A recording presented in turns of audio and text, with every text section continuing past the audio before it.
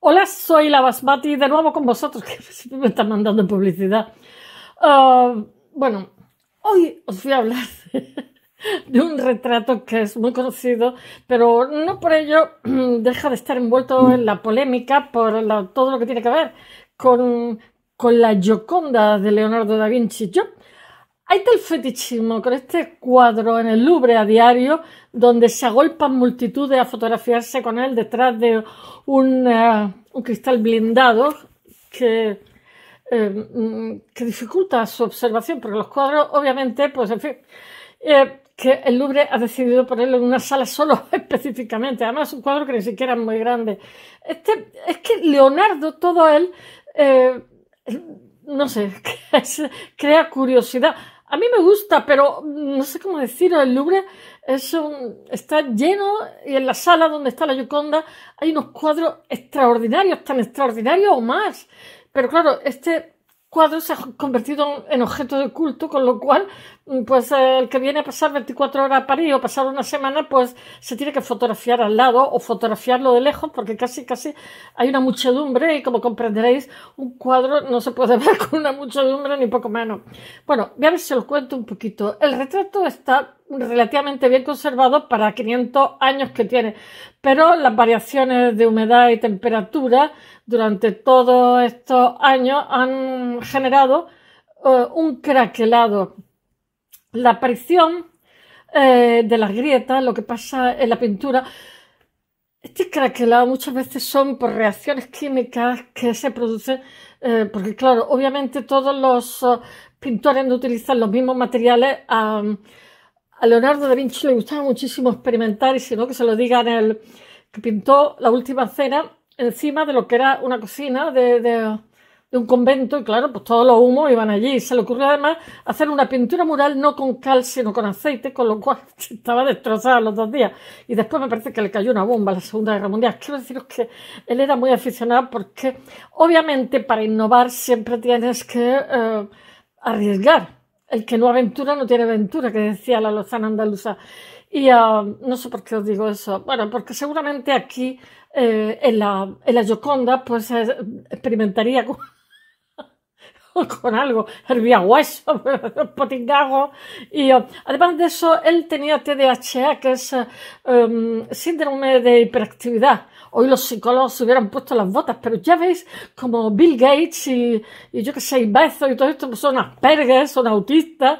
Quiero deciros que esa idea, ese rechazo, esa estigmatización que hay hacia lo diferente, porque no tienes el cerebro estándar, porque no eres tan sociable, o por, yo que sé, o por tu timidez, o vete a saber por qué, pues lo que pasa es que tienen una visión distinta de la realidad. Pero en el caso de Leonardo, que nos ocupa, es que Leonardo, además de eso, ¿cómo diría yo? Como un buen hiperactivo, lo dejaba toda media. Y por eso el David de Miguel Ángel estuvieron a punto de dársela a Leonardo, pero dijeron los de Florencia: no, que se lo deje, que se lo deja media, que te se deja toda media. Y tardaba también mucho tiempo. Y la Gioconda no se la dejó a media, pero tiró de ella incluso para el exilio francés, porque Leonardo murió en la corte de Francisco I. Pero realmente no os creáis, porque Leonardo, de lo que trabajaba básicamente, que él lo detestaba, incluso puso un restaurante con su amigo Botticello, que no se llamaba así, Botticelli, le llamaban así a la familia Botticelli, los botelleros. A lo mejor es que les gustaba el pirriqui, los de la primavera, pues estaban ya cansados, como eran gente de muchísimo ingenio, de ser ingenieros para generar nuevas armas para los enemigos, porque es lo que había en la época, en una época del Renacimiento donde había condottieri, ¿no? Y entonces, pues él realmente para lo que trabajaba para su señor era pues cómo conquistar tal sitio, qué armas tenían que llevar, cómo mejorar las catapultas, en fin. Pues, así lo mantenía Leonardo. Vivía Leonardo, que hablaban de él como un súper anciano y era menor que yo. En fin, yo me encuentro muy bien joven. Y tenía un hombre de 60 y pocos años. Y bueno, no sé lo que estaba diciendo así, porque trabajaban realmente casi como mercenarios para sus señores, y sus señores pues muchas veces le encargaban cuadros. En el caso, ahora es lo contrario, en el caso de este cuadro que se está hablando, posiblemente una de las cosas que sospechan es que se lo encargó Lorenzo de Medici y puede ser un amante suya. O sea, no está nada claro quién fue la retratada. Bueno, voy a ver si os hablo del cuadro, porque se nos voy a contar todas las cosas que se me pasen por la cabeza sobre este cuadro. Yo he estado en restauración y mirad, los restauradores jamás permiten que un cuadro, yo que sé, como las Meninas o como la Gioconda, incluso otros que están más conservados, salgan, porque los cambios de humedad, los cambios ambientales, aunque llevan unas cajas especiales, tienen un packaging específico que lo hacen ingenieros, donde tienen aparatos que mantienen la temperatura, o sea, mantienen la misma temperatura todo el viaje, pues están sometidos a las vibraciones del avión, en fin, están sometidos al traqueteo, a cuando hay que colocarlo, etcétera, etcétera. Entonces ya este cuadro se prestó para Estados Unidos en los años 60, cuando Kennedy, y no sé dónde más se prestó, y ya jamás nunca se ha prestado porque es contraproducente. O sea, porque los políticos son muy generosos a la hora de decir, bueno, yo qué sé, las pobres meninas cuando salieron hacia Suiza, porque el Prado no estaba claro con la guerra civil si le iban a pasar como le ha pasado a los museos de Irak. Y entonces se mandó el Prado entero a la Suiza, se empaquetó y se mandó allí. Y bueno, y en ese intervalo pues se rompió media menina, un cacho grande que luego se restauró, pero en fin, quiero decir que sufrió muchísimo. El caso de la Gioconda, mirad, la época de Picasso, a Picasso lo acusaron de haber robado y después se vio que no, que era un empleado de allí del ¿cómo se llama?, del Louvre, un señor de mantenimiento que era italiano. Entonces él estaba convencido, estuvo un año y pico por ahí el cuadro perdido, que la Gioconda tenía que estar en Italia, porque él era italiano y la Gioconda era italiana y nada de Francia. Y no sé, ha sufrido el año pasado, me parece que le tiraron comida encima para reivindicar algo, una alimentación sostenible.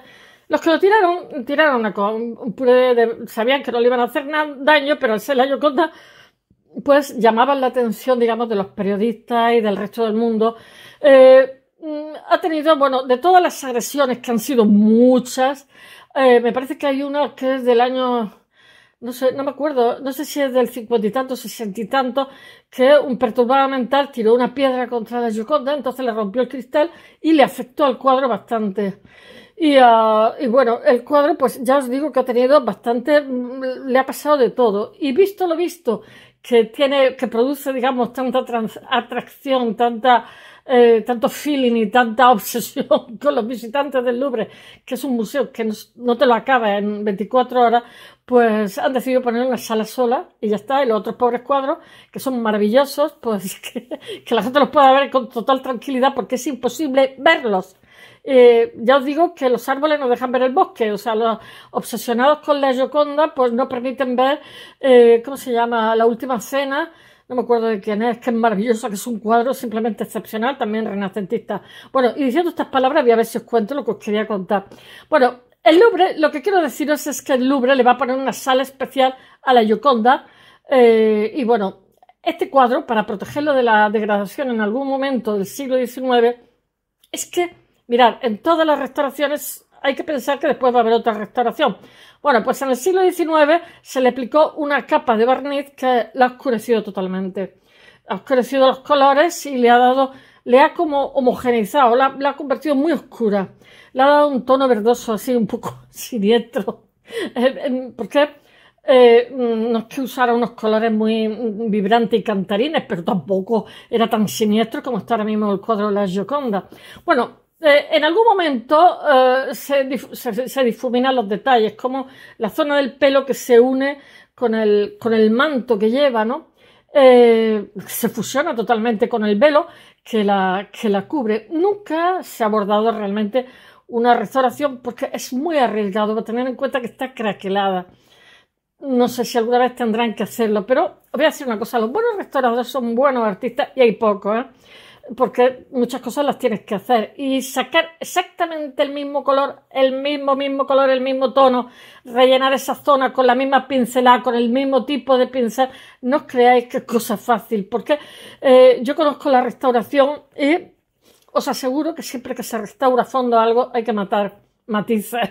Entonces, claro, el problema de un restaurador es qué matas y qué dejas vivo, porque a lo mejor por ejemplo, yo hablo de las pinturas medievales, pinturas sobre tabla, ¿no?, que tiene muchas veces, pues una capa tiene muchos matices de rojo, porque con esos semitonos lo que pasa es que produce profundidad, aunque sean muy planas las cosas medievales, las tablas medievales, ¿no?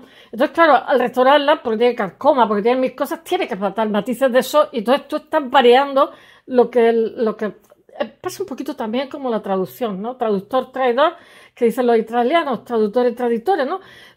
Obviamente, ¿qué es lo que tienes que, o sea, qué tienes que mejorar? El sentido, para que el sentido sea parecido, no hay, las lenguas no son biunívocas, exactamente un concepto y otro concepto puede que se parezcan, pero no son idénticos. Entonces, al traducirlo a otro idioma, pues se pierde el juego de palabras, se pierde. Yo eso lo vi en Tolkien.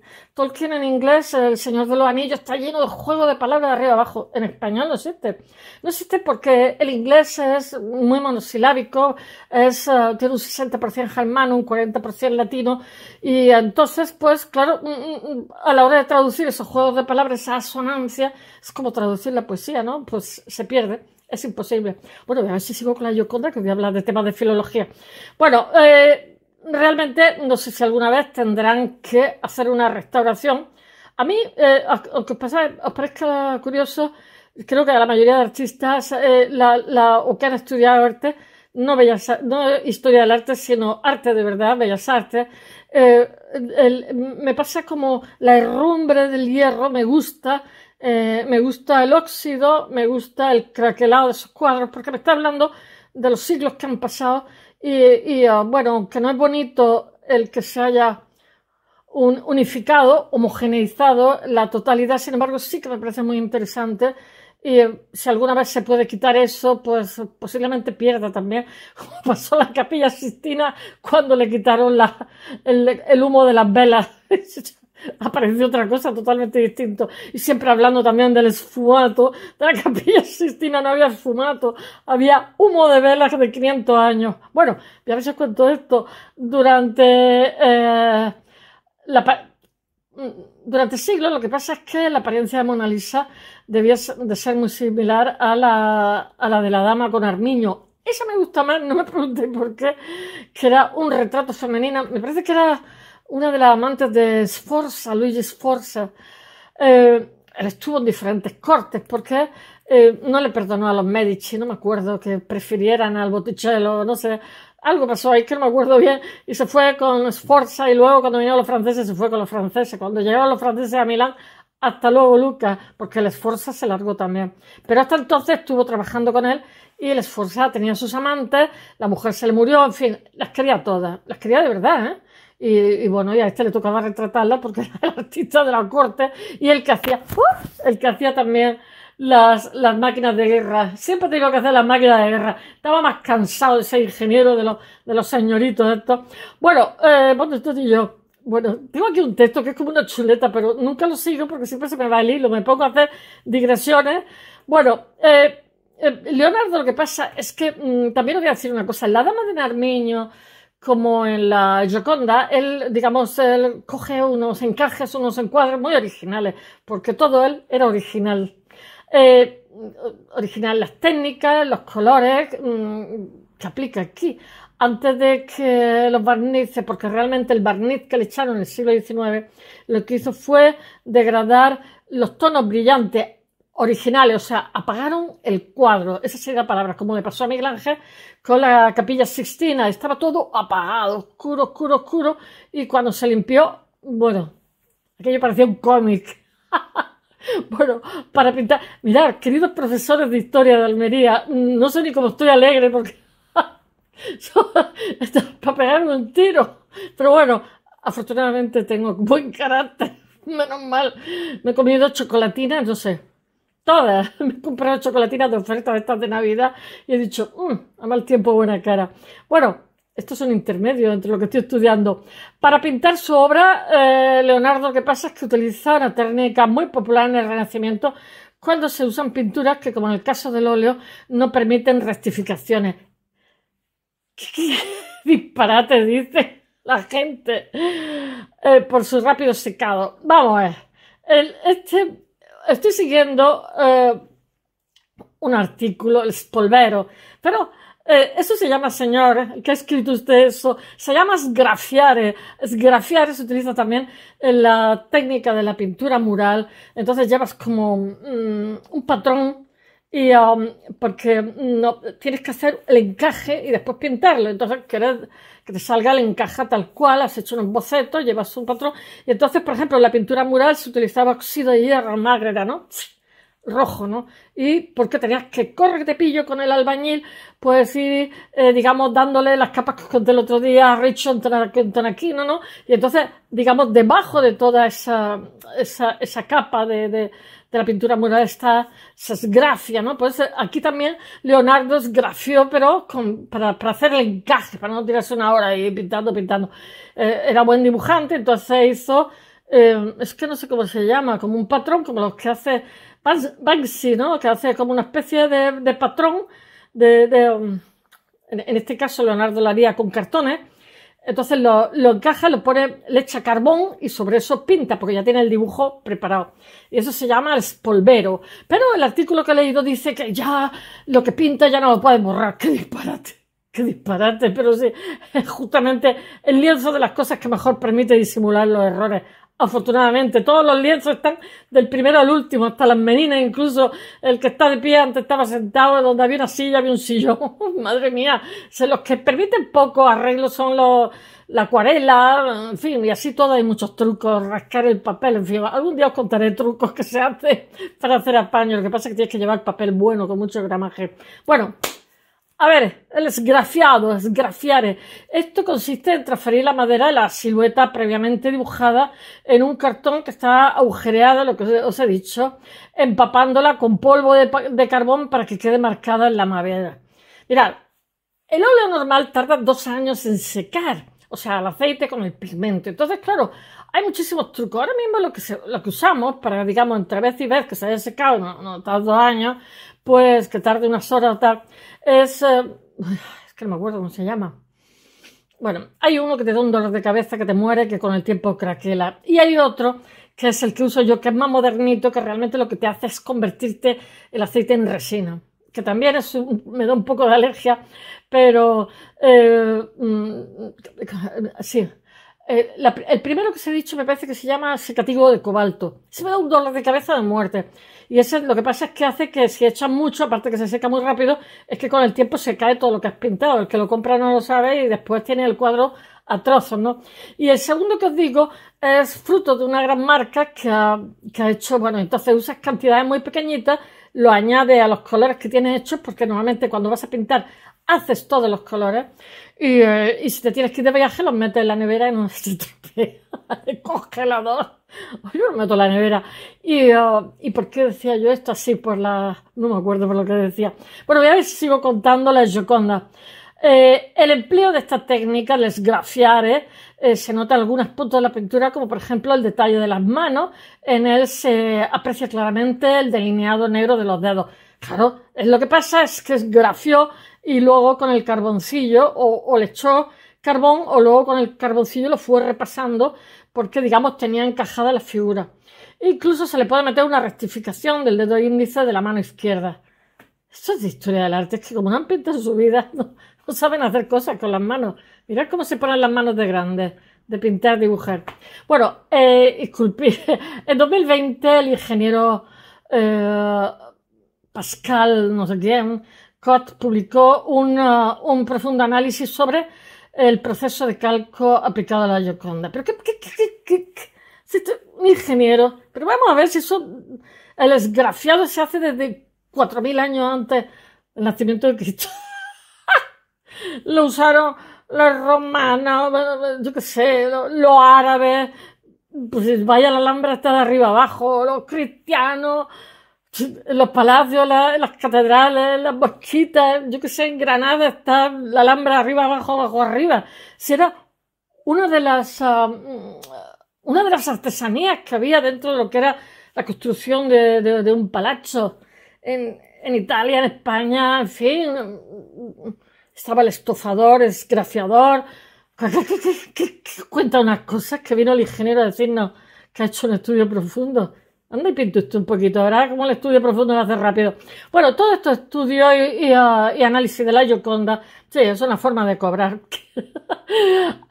Se han hecho con técnicas más modernas de cada época y lejos de arrojar luz, lo que pasa es que parece que han magnificado su aura legendaria de misterio. Pero qué misterio, que no sabemos quién era la mujer y que Leonardo era simplemente original y creativo y le gustaba hacer experimentos todo lo que podía y más, como todas las personas originales y creativas.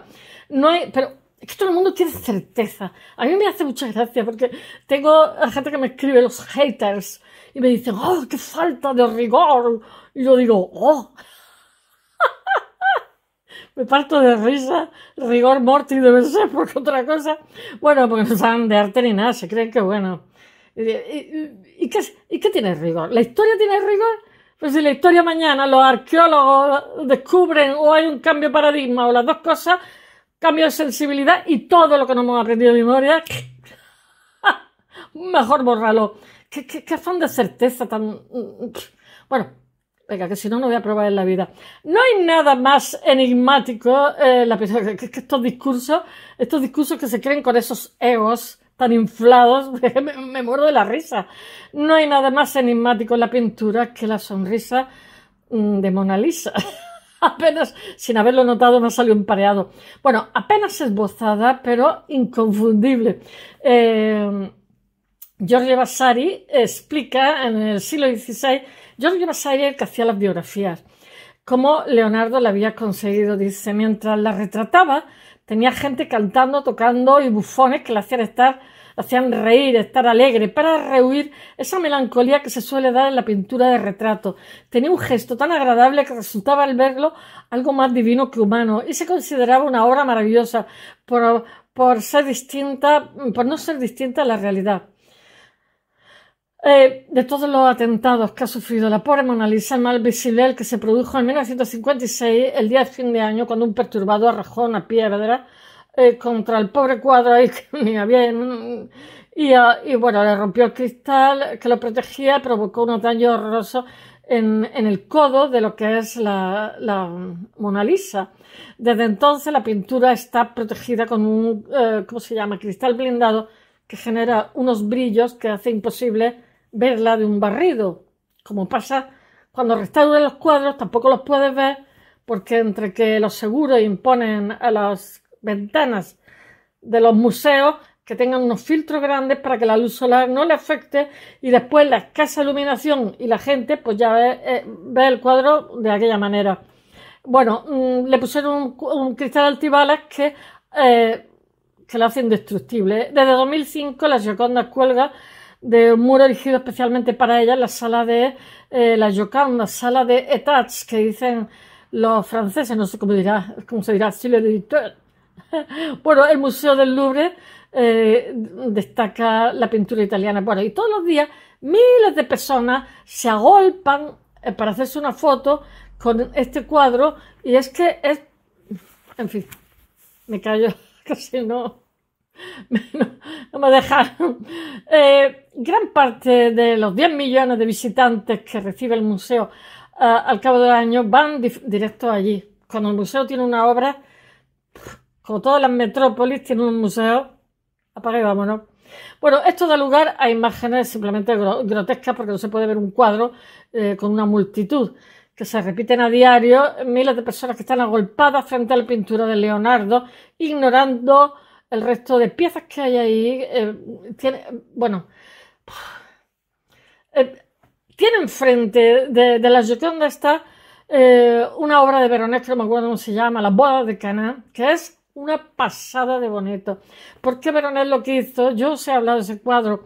Es que hizo como una especie de última cena, pero lo puso en un cuadro renacentista y lo puso en Florencia. En Roma no me acuerdo. Se quedó tan pancho. Que eso lo hacían mucho los renacentistas italianos. Y las bodas de Caná. No es una última cena, es las bodas de Caná, famosa, donde se multiplicaron los panes y los peces, ¿no? Una pasada de bonita. Pues la hizo allí en Italia. Pues allí está Jesús con los danzantes, gente de teatro. El cuadro es maravilloso. Yo, vamos, no quiero ser mala, pero yo antes miraría ese que la Gioconda, que me la sé ya de memoria. Y entonces, bueno, pues al pobre cuadro ahí lo tiene que ni caso. Bueno, es lo que en enero del 2025 han decidido, Macron ha decidido, anunció que el Louvre se va a llevar a la Gioconda a una habitación sola para que la gente la disfrute y deje ver a los que quieren ver los otros cuadros.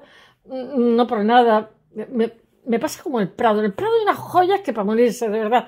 Tenemos una pinacoteca de una determinada fracción de siglos, tiene carencia de otros siglos, pero bueno, ningún museo tiene absolutamente todos los siglos, porque con la museística que hay en Madrid, digamos, se complementan uno a otro, ¿no? El Thyssen tiene digamos, un periodo, 19-20, que digamos, completan las carencias del Prado. Pero el Prado tiene unas joyas excepcionales porque nuestros Austria eran coleccionistas, tuvimos esa suerte, y entonces, a pesar de que se quemaron los grandes alcázares, pues hay unas colecciones excepcionales, ¿no? Pues nada, todo el mundo que está muy bien, pero que hay más cosas, de verdad, más cosas interesantes. Entonces, claro, ese amogollonamiento de gente a diario en esa sala, pues es como desagradable, porque supone una especie de consumismo frívolo, y han decidido que se lo llevan a una habitación y ya está, el que quiera ver Gioconda, ale que para allá. Bueno, a lo largo de la historia se han realizado muchísimas copias. El Prado tiene una que es excepcional y además proviene digamos, del atelier de Leonardo, y que seguramente digamos, la corrigió él, por decirlo de alguna forma. Tal vez las más importantes fueron 4 copias que están elaboradas en vida de Leonardo, ya que aportan todavía muchísima más información que el original, porque como no le echaron ese barniz del siglo XIX, pues te dan información de toda la ropa que llevaba y todas las cosas que llevaba. Está la Mona Lisa de Isworth, que son dibujos de Mona Habana y Gioconda de Rafael, y sobre todo la Mona Lisa del Prado, que es la que os estoy contando ya a vosotros, que es copia del taller de Leonardo, pero no de la mano de Leonardo, y sí se nota además que está elaborada en paralelo a la que hizo Leonardo. Leonardo, voy a decir una cosa, cuando de pequeño su padre lo puso en el taller, me parece que era de Verrocchio, hacía paisajes, porque cuando llegaba a un taller se dedicaban a moler los pigmentos, a ponerle aceite, entonces iban poco a poco cogiendo el oficio, ¿no? Hasta que después se examinaban en la guilda de San Lucas de cada sitio, que era como el examen de calidad. Y en el caso de Leonardo se le daban muy bien los paisajes. Él hacía paisajillos. Entonces, claro, todos sus paisajes tienen... En el taller también de su maestro, pues tiene la mano de Leonardo. Es muy particular haciendo paisajes. Pero después yo pienso que para mí lo más interesante de Leonardo, fuera esfumado, etcétera, era que conseguía, era como un fotógrafo, ¿no? O sea, le daba un concepto distinto al retrato, o sea, como le pasa también a este alemán, que no me acuerdo cómo se llama, el del Rhinoceros, que a la hora de retratarse o retratar a otro, los hacía posar de una manera muy particular. Y después, os voy a decir una cosa, los posteriores artistas, fotógrafos y tal, han copiado a los renacentistas, a los que les precedieron, para, digamos, tener una pose natural, pero que fuera distinta, digamos, a los retratos que le precedieron. O sea, siempre hay que aprovechar lo que te da la tradición y tú poner algo para, digamos, que esa vía siga fluyendo, ¿no? Su dibujo es tan similar que incluso contiene las mismas rectificaciones que las de Da Vinci, la copia que hay en el Prado. La inmensa mayoría de fuentes de la época, lo que pasa es que apuestan que la modelo de la obra fue una Lisa Gherardini, pero tampoco se sabe con seguridad que era esposa del mercader florentino Francesco del Giocondo, pero la identificación de la retratada pues no está al 100% contrastada y tendría más misterio, pero en realidad es otro más de los múltiples enigmas que tiene esta obra, que no sabemos a qué tener, que lo rodean, pero incluso eso se ha puesto en duda, llegándose a plantear que la modelo fuera la madre del artista, que era una esclava circadiana, como os conté, o uno de sus discípulos, o el propio Leonardo, travestido. Más difícil todavía, se quitó la barba. Bueno, un viajero que la vio en Francia en 1517 la describió como un retrato de una cierta dama florentina encargado por el Giuliano de Medici, por lo que se ha planteado si no sería alguna de las amantes que tuvo. Bueno, también se han hecho correr muchísimos ríos de tinta el paisaje detrás de la Gioconda, por lo que parece que se trataría de una vista idealizada de los paisajes de la Toscana, la Tuscany, que la tienen mitificada los ingleses y los anglosajones, ahí vive todo el mundo. ¿Cómo era? Bueno, no me acuerdo, estoy espesa. Leonardo recordaba su infancia, su juventud, porque era de allí, de esa zona. Muchos expertos lo que pasa es que han creído haberlo localizado y han señalado un punto específico en el mapa, y los últimos eran Laterina, que era la provincia de Arezzo, o Bobbio, que es de Piacenza, a 300 kilómetros de distancia. Ambas teorías y las demás que se han lanzado se asientan sobre el pequeño puente que sale en el paisaje, en el fondo de la pintura, en la esquina inferior del cuadro. En 1992 fue identificado como el puente de Buriano, que cruza el río Arno en las proximidades de Arezzo. Y diferente es la teoría de Olivia Nesci y Rosetta Borchia, que es geóloga y artista respectivamente, que creyeron identificar las vistas cerca de la confluencia del torrente del Senatelo y del río Marecchia. No, Marecchia. Es que tengo que mirar las chuletas porque no me lo sé todas, que pertenece a Urbino. Actualmente, diversos miradores identifican las formaciones rocosas de la pintura con los accidentes geográficos que los visitantes pueden observar in situ. Bueno, la mañana del martes del 22 de agosto de 1911, aquí los robaron. Al acceder al museo, la Gioconda había desaparecido. Se lo llevó uno de mantenimiento y acusaron a Picasso. El caso conmocionó a la opinión pública y se convirtió en un asunto de Estado, y el cuadro que no aparecía se lo metió debajo de la gabardina. Dijo: esto es italiano, a Italia vuelve. Lo que pasa es que lo intentó vender a la autoridad italiana, y dijeron: no, guapo. Es catalogado como el robo del siglo. El incidente convirtió una obra que era muy admirada en un icono universal. Se difundieron muchísimas teorías sobre su autor y los motivos que lo habían llevado a hacerlo, porque claro, no se sabía. Una persona que trabaja ahí dentro trabaja muchas veces a deshora, pero la historia resultó ser más sencilla. Se trataba de un señor de mantenimiento que era fiorentino, mantuvo la obra de arte en condiciones lamentables en su apartamento hasta que intentó venderlo. Él era italiano, en Italia, autoridad italiana. Solo así se terminó con esta historia tan chunga de suspense. La Mona Lisa no es solamente un retrato también físico, sino también es un retrato psicológico, porque Leonardo dota la figura de un aura aquí mística, etérea ahí, que gracias a esa perturbadora mirada dirigida directamente al espectador, pero también al esfumato que se ha dicho. Lo que pasa es que el esfumato, mirad, normalmente cuando ahora se usan otras técnicas, cuando vas a aprender a pintar, ¿no? Cuando antes dibujábamos, pues lo digo porque mi facultad en ese sentido fue muy innovadora. En vez de trabajar al carboncillo, que digamos generas una perímetro, como las pinturas se tiene que fusionar, lo que utilizábamos era pinceles japoneses y, digamos, dábamos mancha, encajamos a base de mancha, más intensa, menos intensa, según le quisieras dar volúmenes, ¿no? Y entonces, claro, el esfumato, lo que pasa es que está en una época donde la pintura ya es una mancha que se superpone a otra mancha, ya está creciendo unas vías de expresión. Ay, madre mía, no sé qué he hecho. Y bueno, el esfumato lo que hace es difuminar donde empieza esto con esto. Pero a mí me hubiera gustado saber cuál fue la veladura base que puso Leonardo, que seguramente tendrá una. Yo creo que tiene que ser oscura antes, digamos, de comenzar a pintar. Porque sí, vale, de acuerdo que utilizaba carboncillo, que no tiene nada que ver con secarse rápido, pero todo el mundo, antes de empezar a pintar, para que no vibren los colores, se suelen utilizar veladuras de algo. Y las veladuras En el caso de las carnaciones ya os lo conté, pero cada maestrillo tiene su librillo. Cada artista suele utilizar veladuras distintas en función de que haga un paisaje, haga un retrato, etc. Bueno, el esfumato no es otra cosa que difumina los contornos, las sombras solo pone la piel, la naturalidad.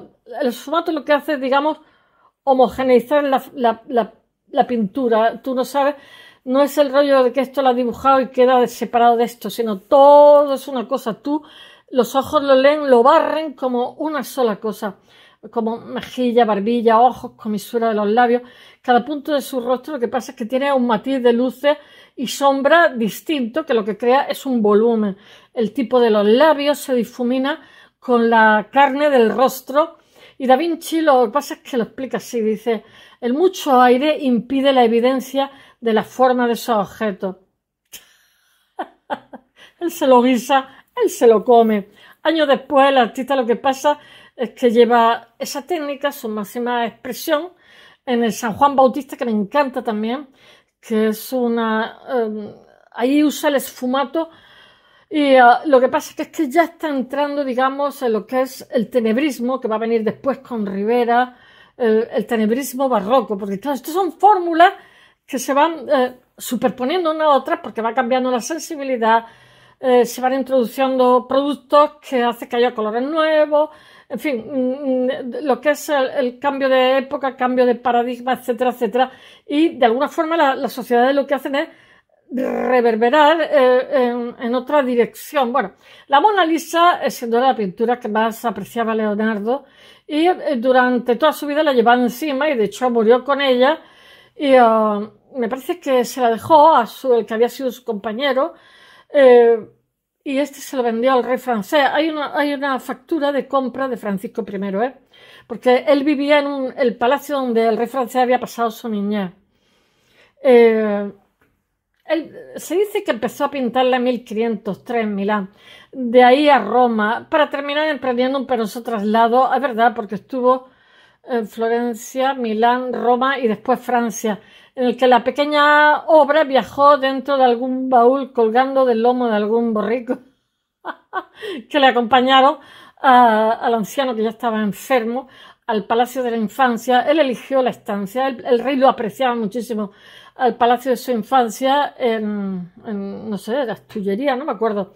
Después, tras la muerte de Leonardo, su obra se quedó definitivamente en Francia, propiedad de Francisco I, de sus reyes, se quedó en Versalles, ahora en un estado que la luce con el mayor tesoro del Museo del Louvre. Napoleón la tuvo en su habitación tiempo, la trasladó durante unos años a sus aposentos privados en las Tullerías y más recientemente, durante el siglo XX, las pobrecillas ha emprendido algunos viajes a Japón, a Estados Unidos, etcétera.